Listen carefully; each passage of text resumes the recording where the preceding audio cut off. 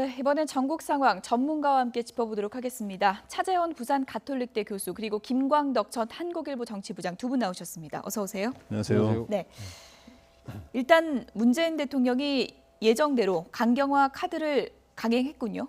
네. 예. 그래서 문재인 대통령은 원래부터 강경화 후보자를 이제 청문 보고서 채택을 어저께까지 해달라 그러지 않았습니까? 예. 그렇기 때문에 그게 이제 채택 여부에 관계없이 오늘 임명하려는 생각을 원래 갖고 있었는데 중간에 또 안경환 법무장관 후보자가 사퇴하는 바람에 어떻든 그래도 한 명이 낙마했으니까 조금 부담을 조금은 던 채로 큰 차이는 없겠습니다만은 오늘 임명을 소위 강행을 할 수 있는 이런 상황이 됐고요. 예. 그러나 이제 이걸 둘러싸고 이제 야당이 이거에 대해서 협치를 스스로 먼저 파기한 거 아니냐라고 하면서 굉장히 강력하게 반발할 거로 보여서 또 야당은 또 다른 후보자들의 또 낙마를 주장하고 있지 않습니까?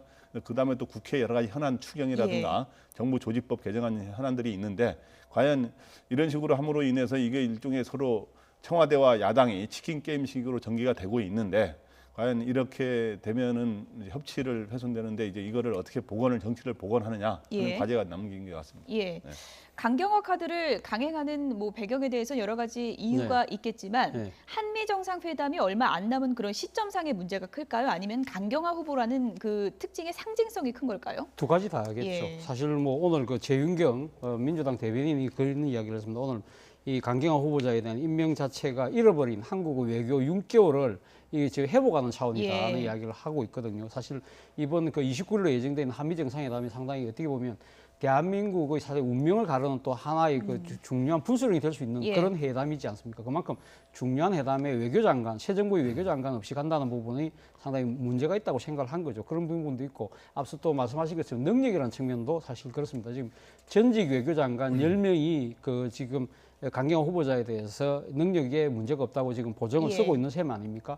그리고 또 무엇보다도 문재인 대통령이 이 사실 강경화 카드를 빼던 이유 중에 하나가 비외무고시 출신의 여성이다. 그래서 지금 그 순혈주의로 대변되는 외교부의 이거 폐쇄적인 문화를 혁파하고 한국 외교의 정책의 패러다임을 한번 바꿔보겠다는 그런 생각도 있기 때문에 이 두 개가 아마 동시에 고려돼서 지금 이번 오늘 임명을 강행하는 것이 아닌가 하는 생각입니다. 사실 안경환 후보자 낙마 전에는 가장 큰 야당의 표적이라고 한다면 강경화 후보자가 있었는데 이른바 안경환 효과가 있는 게 아니냐. 안경환 후보 낙마로 강경화 후보에 대한 반대는 조금 수그러든 게 아니냐는 분석도 많았습니다. 네, 그런 분석이 충분히 있을 수 있죠. 우리가 이 소위 K 대신 I라고 그동안에 그 K 트리오 세 사람에 대한 강력한 야당이 반발을 하면서 그 중에서도 첫째로 강경화 후보자를 반드시 낙마시켜야 된다고 주장해 왔는데 안경환 후보자가 아무래도 낙마함으로 인해서 그 야당에서는 그런 게 있었거든요. 야당의 약간의 자존심과 강박증 같은 건데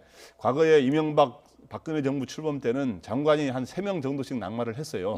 그런데 이번에는 대단하게 지고지선하게 훌륭한 사람들까지는 아닌데 한 명도 낙마를 못 시킬 경우 야당의 견제 역할을 너무 못한 거 아니냐라는 그런 부담이 있었기 때문에 강경화 후보자가 일단 반드시 낙마를 시켜야겠다. 그리고 그 이후에 다시 보자 이런 입장이었는데 안경환 후보자가 일단 낙마를 했기 때문에 오늘 강경환 후보자가 이제 임명을 강행하는 것에 대해서 협치 파괴라고 하면서 강력 반발하고 있습니다만은 그러나 이 강경화 후보자는 어떻든 임명이 돼버리면 타겟은 다시 강경화 후보자에 임명된 강경화 후보자보다는 새로운 후보자인 지금 현재 조대엽 후보자라든가 김상곤 후보자라든가 그다음에 이제 송영무 후보자 이런 사람으로 넘어갈 가능성이 있지 않은가 이렇게 생각이 됩니다. 네. 이렇게 표현하면 좀 그럴 수도 있을 것 같은데 야권의 다음 표적을 얘기한다면 몇 분 거론해 주셨는데 누가 제1호 표적이 될 거라고 보십니까? 지금 이번 주 수요일 날 다시 또 지금 그 장관 청문회가 열립니다만 지금 방금 말씀 세 분 다 지금 사실 지금 그 야당 입장에서는 다 지금 세 분 다 부적합하다고 지금 이야기를 하고 있습니다. 지금 김상곤 사회부총리계형 교육장관 후보자 같은 경우는 교육을 담당하는 지금 장관이지만 본인의 그 그 뭡니까 학위 논문, 석사, 박사학위 논문이 지금 표절했다는 예. 이야기가 있는 거고 또 그리고 또 교수를 재직하면서도 사실 또 이 또 논문 중복 계좌라든지 이런 부분들이 있기 때문에 과연 교육의 수장으로서 과연 이 적합하냐 이 부분이 지금 문제가 제기되는 거고요. 그리고 또 송영무 국방부 장관 같은 경우도 지금 방산 비리와 관련돼서 상당히 방산 개혁에 앞장서야 될 입장인데 방산업체로부터 자문료 고액의 자문료를 받은 부분에 예. 대해서 상당히 부적절하다는 이야기가 나오고 있는 거고요. 그 노동부 장관 후보자인 조대엽 이 지금 후보자 같은 경우는 지금 만취 음주운전이 상당히 문제가 되고 있는데 이와 관련해서 여러 가지 해명들을 했는데 이 해명과 관련된 거짓말 의혹도 지금 제기되고 있습니다. 이런 부분들이 과연 청문 과정을 통해서 국민들로부터 납득을 얻을 수 있느냐. 결국 국민들로부터 이 여론의 지지를 받지 못한다고 한다면 이번에 문재인 대통령이 결국 그 강경화 후보자를 지금 임명하는 데에도 여론의 지지를 이야기했지 않습니까? 예. 이 결국은 국민의 마음을 사느냐, 동의를 구하느냐, 못 구하느냐가 아마 관건이 될 것 같습니다. 저도 한마디 예. 해도 돼요? 그러니까 지금 현재 오늘 강경화 이제 외교장관 후보자를 임명하게 예. 되면 이제 주 타겟이 이제 장관 후보자가 세 사람이 되는데 그렇죠. 과연 누가 제일 낙마할 예. 가능성이 높느냐? 한 분만 좀 꼽아주시죠. 예, 그래서 그 순서를 물어보는 사람들이 많더라고요. 예. 그래서 뭐 아까 조심스럽게 이야기했는데 네. 저라도 순서를 좀 이야기하는 그렇죠. 게 제 개인 의견입니다. 예. 이거는. 1호가 누굽니까? 일단은 저는 조대엽 후보자가 야당의 예. 분위기로 봐서는 타겟이 많이 되고 있는 것 같아요. 그 다음에 저는 김상곤 후보자, 예. 교육부 장관 후보자, 그 다음에 송영무 후보자, 요 순서로 거론이 많이 되는 거 아닌가 하는 했는데 아까는 김상곤 후보자 우리 차 교수님은 김상곤 후보자를 먼저 말하는 걸 봐서는 예. 지금 조대엽 후보자, 김상곤 후보자가 예. 상당히 우열을 좀 다투고 있지 않은가 이런 생각이 실제 드는데. 그렇습니까? 아니 저는 그런 뜻으로 이야기한 건 아니고 예. 부총리급이니까 예. 먼저 예. 말씀을 드린 겁니다. 예, 그래서 네. 근데 저는 이번에 이렇게 낙마 사유로 거론되는 사람들 보면 좀 특징이 있는데 이상하게 어느 장관은 뭘 더 도덕적이어야 되고 이런 건 없습니다만은 이상하게 안경환 후보자는 이렇게 법무장관이 법을 어겨서 되느냐 몰래 혼인신고는 법을 어긴 거잖아요. 그런데 또 마침 여기서 거론되는 사람들 보면 조대엽 후보자는 뭐 음주 만취운전을 해서 취소도 있습니다만은 본인이 대주주로 참여하고 있고 사회 이사를 겸직한 회사가 임금 체불을 한 3천만 원 가량 예. 사내지 5명의 임금 체불 노동부 장관이 임금 체불해서 되겠느냐 그 모범이 예. 돼야 되는데 그런 점이 이제 부담이 되는 거고 예. 김상곤 후보자 같은 경우는 교육부 장관은 진짜 논문 표절하면 안 되잖아요. 그걸 막아야 될 위치에 있는 사람인데 그렇죠. 논문 석사 논문 박사 논문인 논문 표절 의혹인데 이거에 대해서 하고 또 하나는 본인이 옛날에 그 노무현 정부 때 김병준 교육부 총리가 낙마할 때 예. 당시 전국 교수 노조 위원장을 지냈다는 거예요. 그때 이 논문 표절은 절대 있어서 안 된다. 그러면서 낙마를 해야 된다. 사퇴를 해야 된다라고 주장했는데 예. 이번에 김병준 당시 부총리 전 부총리가 이번에 그랬더만요. 논문 표절 의혹을 가진 김상곤 후보자는 물러나야 돼. 사퇴해야 된다라고 이제 정반대 상황이 됐는데 송영무 후보자는 또 하나는 방산 비리를 개혁해야 될 입장인데 그 당시 자기가 재임 중에 납품 비리와 관련된 이야기를 듣고도 제대로 조사를 안 시켰다는 의혹이 하나 있는 게 있고 그다음에 퇴임 이후에 방산 업체에 취직해서 일종의 월 한 800만 원 가량의 자문료를 한 2년 가량 받았다 이런 것들이 있기 때문에 이런 측면에서 논란이 되는 것 같습니다. 네. 예. 일단 뭐 남은 청문회가 상황이 녹록지 않을 네. 것만은 분명해 보이는데 요즘 우스갯소리로 이런 얘기가 있다고 합니다. 민주당 지지자들이 자유한국당보다 오히려 국민의당에 더 야속함을 느끼고 있다고 하는데 국민의당도 강경화 후보자 임명 강행에 상당히 반대 입장을 밝히지 않았습니까? 근데 내부에선 또 다른 얘기가 있고요. 이게 입장 정리가 어떻게 될까요? 아무래도 지금 이 호남에서의 그러니까 문재인 정부에 대한 지지율이 뭐 일부 여론조사에 거기에 대한 신뢰성 논란이 있긴 합니다만 99%라는 아주 높은 지지율을 기록하고 있지 않습니까? 이게 지금 뭐 국민의당이 버티고 있는 이제 지역적 기반이 호남이다 보니까 예. 아마 당내에서는 그런 그 호남 민심을 의식하지 않을 수가 없는 거죠. 그렇기 때문에 또 그것도 그렇지만 야당의 본색이라는 그런 또 자신들의 정체성 문제, 예. 지지 기반과의 엇갈리는 이 부분에 대해서 아마 고민이 커지고 있는 것 같습니다. 그래서 오늘 뭐 이용호 정책위 의장이 이런 이야기를 했습니다. 뭐 지금 그러니까 인사청문회를 그러니까 참고용이 예. 아니다. 오히려 여론이 참고용이라면서 강하게 지금 이제 인사청문회의 중요성을 이야기했지만 예. 그럼에도 불구하고 인사청문회의 결과가 그러니까 그 정부가 그러니까 지금 자신들이 동의를 하지 않는다고 하더라도 문재인 대통령이 오늘 강경화 후보자를 임명하듯이 예. 그렇다고 하더라도 추가 경쟁 예산안이라든지 정부 조직법이라든지 다른 사안들과는 연계하지는 않겠다는 이 입장을 하는 거 그런 이야기를 하는 걸 본다고 한다면 예. 그게 바로 국민의당의 딜레마가 묻어놓은 것이 아닌가 하는 생각이 듭니다. 자유한국당과는 궤를 좀 궤를 달리할 달리하겠다, 수밖에 이런 없는 입장으로 거죠. 볼 수 예. 있겠죠. 야당 본색이라고 하셨는데 박주선 정책 그 비상대책위원장이 추미애 대표 만났을 때는 또 친정이라는 표현도 썼거든요. 네, 입장이 어느 쪽에 가까운 건가요? 사실은 둘 사이에서 굉장히 좀 예. 고심을 하고 있는 거죠. 국민의당은 그러니까 이 국민의당 전체가 원래 이제 그 안철수 전 대표가 더불어민주당을 떠나서 탈당해서 만든 당 아닙니까? 예. 그렇기 때문에 그런 측면에서의 친정이라도 있고 또 문 대통령도 한번 뿌리가 같은 정당이라고 한번 말한 적이 있지 않습니까? 그런 측면이 있고 또 하나는 내부 구성원 측면에서 볼 때 국민의당의 현역 의원의 지역구 상당수 의원이 호남 출신 의원이라는 게이기 때문에 호남 출신의 지금 야당에 대한 지금 원래 야당이었던 현재 여당에 대한 지지가 굉장히 높지 않습니까? 그런 점을 고려해야 되는데 또 안철수 전 후보의 직계들은 또 현재 야당 기질이 좀 있는 거고요. 그래서 그런 측면에서 계속 매 현안마다 지금 현재는 협치파기라고 오늘도 비판하고 있습니다만은 매 현안마다 고민하지 않을 수 없는 그런 상황에 처해 있는 것 같습니다. 예. 네. 일단 뭐 앞서도 전해드린 것처럼 강경화 외교부 장관 후보자에 대해서 이제 임명장이 수여가 됐으니까 네. 신임 외교부 장관이라고 할 수 있을 텐데 네. 당장 한미 정상회담이 얼마 남지 않았잖아요. 네. 이 과제를 잘 해내는 게 상당히 좀 중요하겠죠. 그렇죠. 지금 뭐 당장에 발등에 떨어진 불이지 예. 않겠습니까? 아마 뭐 오늘 뭐 임명장을 수여 받았습니다만 사실 뭐 임명장 받기 전부터라도 아마 이제 자신이 지금 장관에 취임하면 가장 지금 맞닥뜨리는 현안이기 때문에 외교부로부터 상당히 그 이 관계 실무자들로부터 예. 보고도 받고 여러 가지 의제에 대해서 어떤 식으로 지금 그 헤쳐나갈 것인지에 대해서 아마 충분하게 논의를 했지 않나 싶습니다. 그럼에도 예. 불구하고 지금 사실 한미 간에는 북핵 문제 또 나아가서는 또 북한과의 그 이 대북 정책에 대해서의 이 그 조금 입장차 미묘한 입장차가 지금 껄끄러운 사드 문제도 그렇죠. 있고요. 사드 예. 문제도 있고 물론 사드 문제는 아직 공식 의제는 한미 정상 간의 회담 문제는 의제는 아닙니다만은 그러나 협상과 그러니까 논의 과정에서 충분히 튀어나올 수 있는 이 사안이기 때문에 이 예. 부분에 대해서도 결코 무시할 수가 없겠죠. 지금 뭐 미국 내에서 한국의 한국 정부의 그 환경 영향 평가를 그 지금 빌미로 한 이 사드 연내 배치가 물 건너가는 상황에 대해서 예. 상당히 지금 미국 내에서도 좀 어떻게 보면 좀 비판의 목소리가 높아지고 있는 측면이 아니겠습니까? 그렇다고 한다면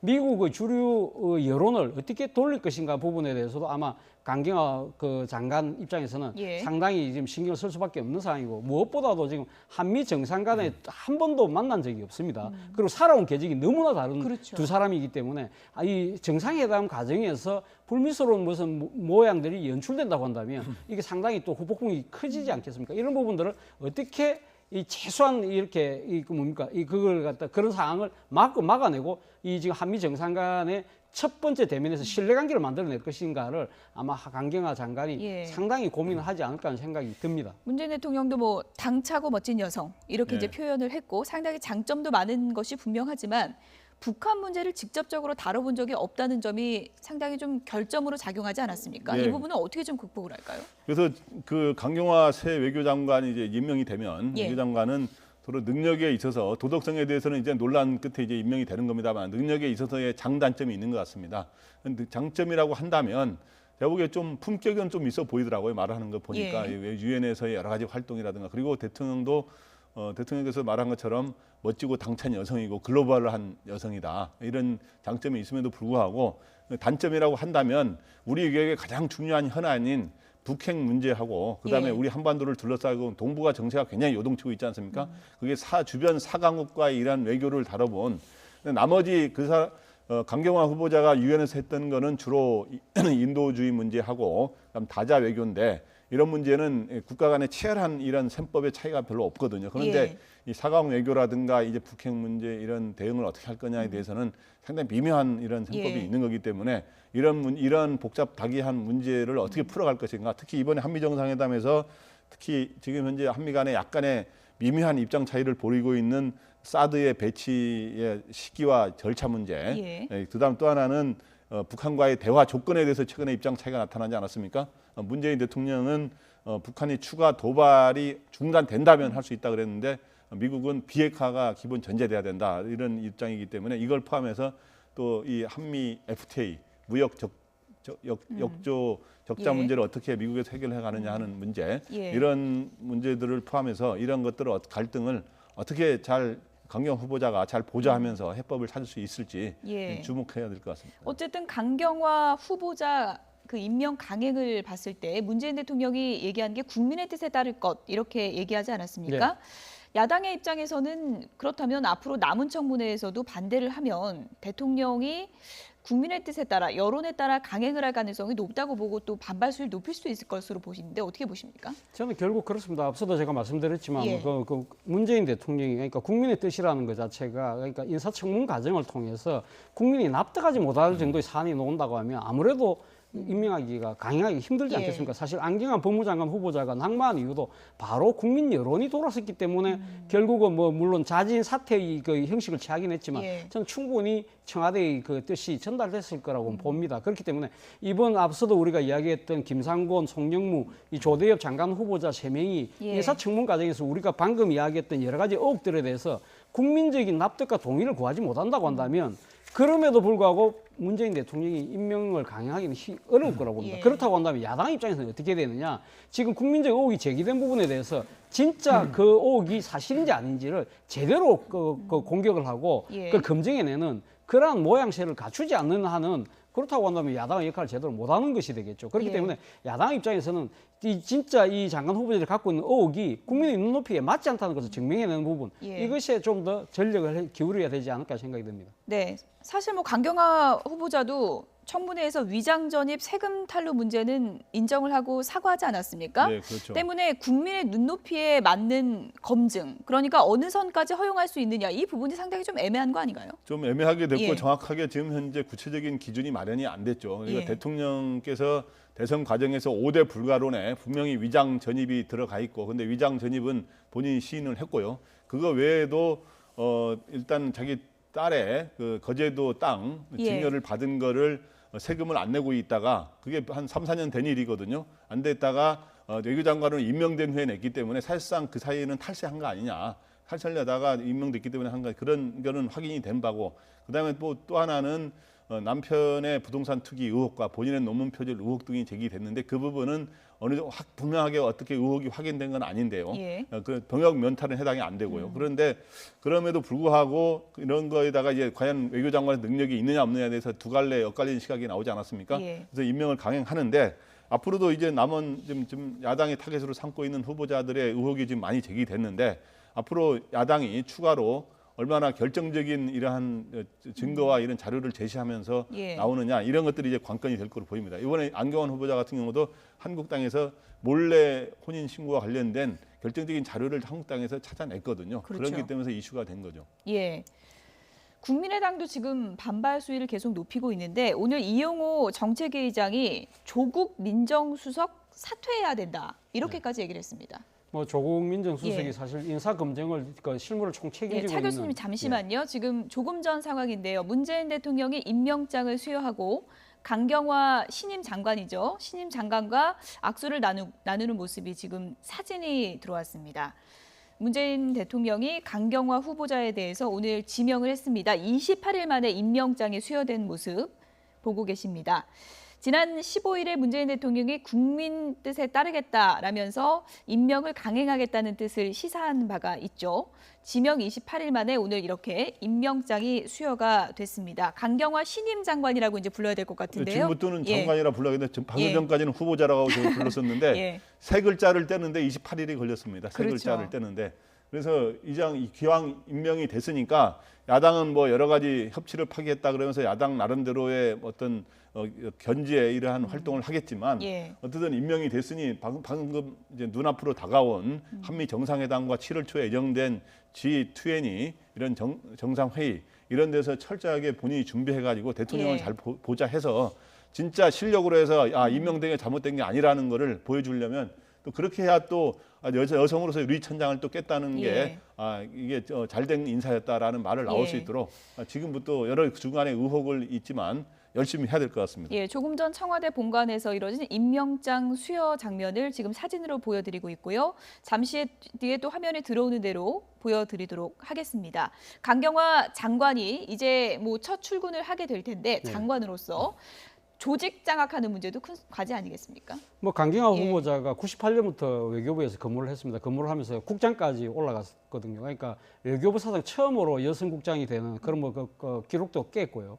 그러면서 나름대로 외교부에서 한 10년 이상 근무를 하면서 그러다가 유엔으로 옮겨갔기 때문에 뭐 외교부 내에서 나름대로 그 여러 가지 돌아가는 시스템이라든지 사람이라든지 그 문제에 대해서는 상당히 잘 알고 있을 겁니다. 그렇기 때문에 문제는 과연 이 조직을 장악할 만큼의 그런 이 능력과 경륜이 있느냐의 문제인데 그 부분도 뭐 과거 그 전직 외교 장관들이 상당히 뭐 이렇게 보정을 하다시피 이야기를 하는 걸 들어보면 아마 그 강경화 장관이 지금 뭐 화면이 하는 데는, 보이고 있습니다.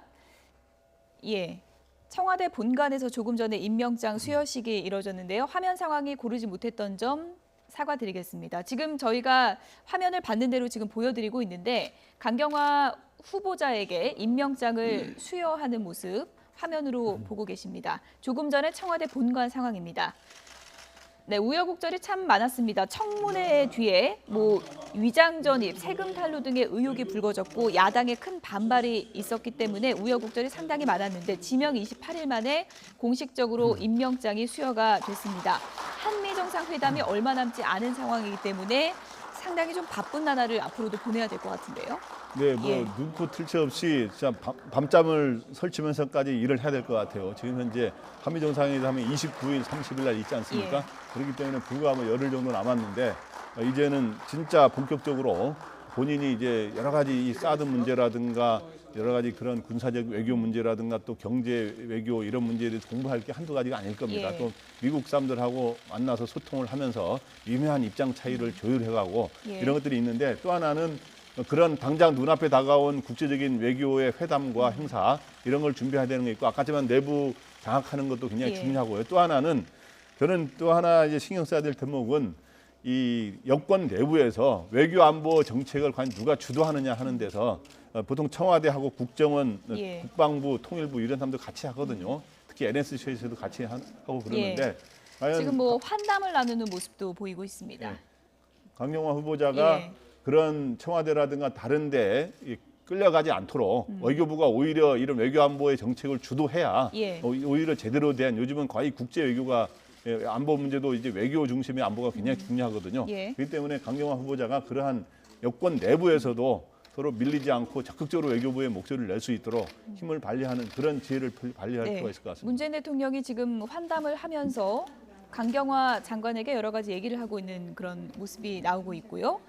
어쨌든 은발의 여성 외교부 장관 참 이색적인 느낌이 듭니다. 사실 우리가 뭡니까 서구 선진국가들의 보면 내각에 보면 외교장관이라든지 국방부 장관에 여성들이 또 말씀하신 것처럼 백발의 또 여성들이 활동하는 모습 보면서 참 멋지다, 뭐 아름답다 이런 생각도 많이 했지만 그것이 결국은 우리도 이제 그런 이 백은발의 이게 여성 외교장관을 그러니까 지금 이제 맞이하는 그런 시대가 됐다는 거죠. 그만큼 이제 한국의 그 나름대로 민주주의가 그만큼 성숙해졌다는 하나의 저는 뭐 하나의 증거라고 봅니다만은 오늘 뭐 지금 그 문재인 그 대통령께서 지금 그 말씀을 나누고 있는 장면이 아마 그 강경화 장관에 대한 임명장을 왜 내가 강행할 수밖에 없는지 그 이유를 이야기를 하면서 그리고 지금 당면한 한미 정상회담을 비롯한 우리 외교 정책의 전본적인 근본적인 변화 그리고 또 외교부의 혁신 이런 것을 당부하지 않을까 하는 생각이 듭니다.